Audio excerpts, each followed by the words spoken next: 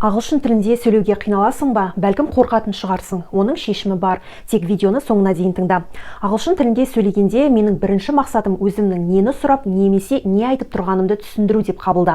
Ең алдымен ағылшын ол тек адамдардың бір-бірін түсінуге арналған құрал екенін ұмытпа. Ағылшын сөйлеудегі мақсат нені қалайтыныңды жеткізу. Сол үшін present simple'ды айтайын ба, әлде present perfect болу керек па, мына предлогты дұрыс қойып жатырмын ба, жоқ па деп бас қатырма. Өзіңді жаңа тіл шығып келе жатқан баладай сезін. Кішкентай бала бар сөздік қорымен ойын түсіндіреді.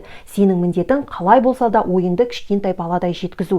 Егер тыңдаушы сені түсінсе, бұл ағылшынша еркін сөйлеу үшін жасалған үлкен қадам. Және де өзіңмен өзің сөйлес. Қоғамдық көлікте кетіп бара жатсың ба? Ішіңнен онда не көріп тұрғаныңды сипатта. Қарапайым сөйлемдерді құрастырудан баста.